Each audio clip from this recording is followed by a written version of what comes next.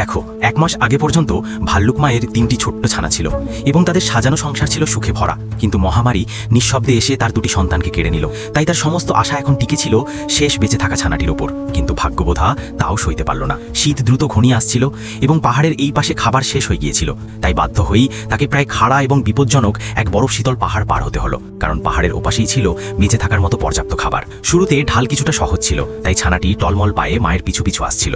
কিন্তু তারা যতই উপরে উঠতে লাগলো, পাহাড়ের ঢাল ততটাই খাড়া হতে থাকলো আর বরফ হয়ে উঠল কাঁচের মতো পিচ্ছিল।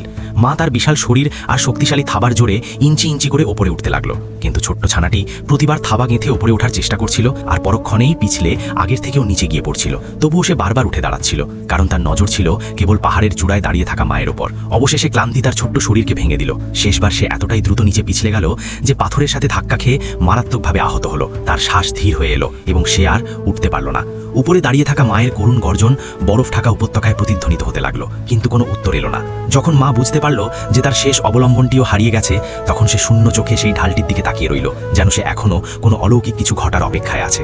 এই মা ভাল্লুকের সন্তানহারা বেদনা কষ্ট যে কত গভীর, যার সন্তান হারায় সেই বোঝে। সন্তান হারানো দুঃখ আর কষ্ট শুধু মানুষের মধ্যেও থাকে না, প্রাণীদের মধ্যেও থাকে। এই কান্নাজড়িত গর্জন ভাল্লুক মা জলজন্ত প্রমাণ। এই কান্নাজড়িত ভাল্লুকের মায়ের জন্য লাইক করো।